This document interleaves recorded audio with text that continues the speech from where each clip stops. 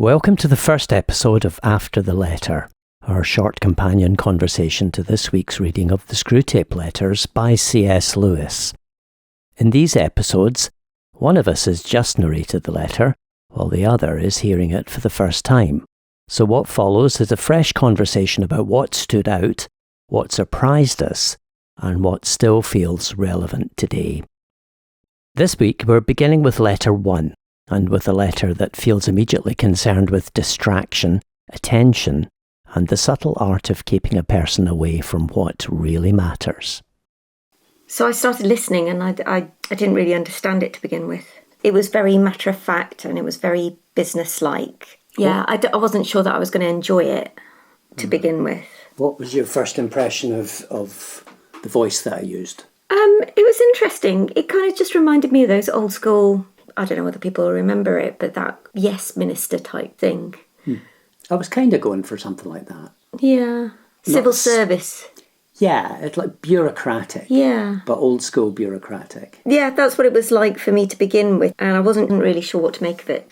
Was there? Did you find it funny? It felt a bit serious, and it felt a bit... Well, the whole point was it was all meant to be very calculated, and that's what it sounded like. It was somebody telling somebody else what to do to change somebody else's behaviour.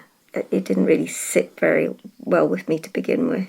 But then it changed, and when it got to an actual descriptive bit of how a person's behaviour changed, then I could really picture it, and I started to get into it. I could actually see myself in it, which was a little bit disconcerting. You were asking me about the voice, and I was curious about how you went about that. What stood out for you when you were actually doing it? Well, I was trying to go for that dry bureaucratic thing, but at the same time there's a lot of inflection, and I struggled to get the tone right. I kept listening back to it and thinking, well, yeah, it's okay, but it's not quite right. I would listen to it at the time and think, yeah, that's fine. And then I'd come back to it a few days later and think, it's totally wrong. And I just couldn't decide. I kind of settled on my own voice, really, although it's not. I wanted to try and draw as much out from the actual words themselves as opposed to trying to imbue the whole thing with a character. I thought it was very confident. You know, I thought the way that you read it, I kind of got the impression that you knew what you were saying. Like, you know, you understood it. Yeah, great faker. It did seem quite sort of relaxed, though. You know, obviously it was an uncle. I don't think that we're kind of giving anything away saying that... It was avuncular, yeah. And it's also an uncle to a nephew. Yes. Yeah, and I did want to try and do a bit of that. Yeah, it seemed like very matter-of-fact or professional guidance. This is how you kind of, you know, this is what you do, how you do your job. Yeah, but I'm also very aware of the time that it was written. And it was written at a time when that kind of paternal relationship was far more the norm. Patrician-style relationship from seniors to juniors. Yeah. And it seems to fit an idea of devils that we have, a concept of the bureaucracy of hell. And, I mean, there's a dryness in it. In terms of what I actually got by the end of listening to it was, wow, it's not about doing anything extraordinary to get people to change their course, to change, you know, to redirect their attention. It's just the little things. You know, I think that bit about calling somebody a patient and giving that example of, here you go, this is a little case study. This person's kind of reading somewhere quiet and maybe picking up on something, might actually be starting to think about something deeper. And rather than try and argue or, you know, play devil's advocate,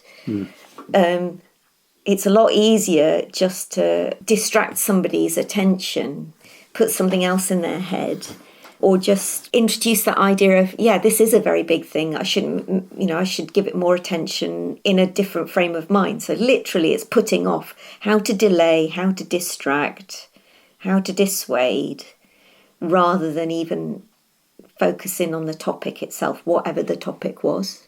And that's quite recognisable. I mean, it's relevant for today's audience, that constant distraction thing. Yeah. And it's interesting, actually, that our distractions seem to have become electronic, but you've got to wonder if there's not some element of that in there somehow, that the electronic distractions have somehow been imbued with a kind of a Screwtape-y, time-robbing thing. Yeah. Yeah. Well, it's that sort of scroll through stuff that's really surface, and it's now, and the fact that there are all these noises and pinging. You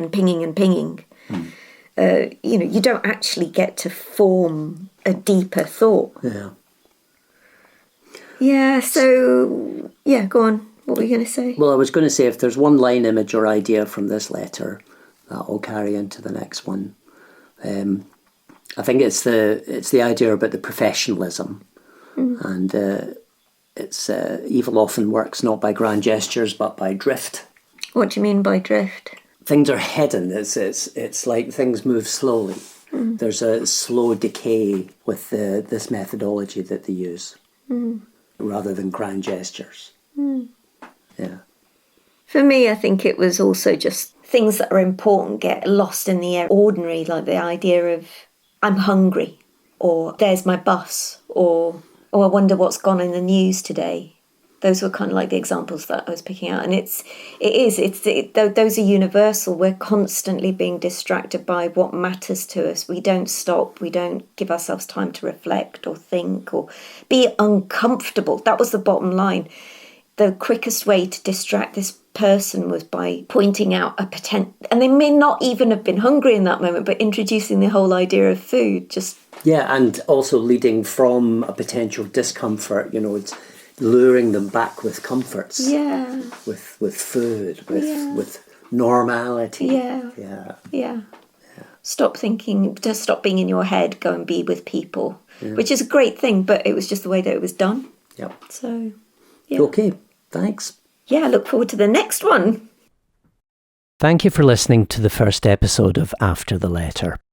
If you haven't yet heard Letter 1 itself, you can find it in the main Screwtape Letters playlist, alongside the preface and the rest of the series as it unfolds. A new letter will be released every Sunday at 11 a.m, and we'll be back after the next one with another short conversation. Until then, thanks for listening.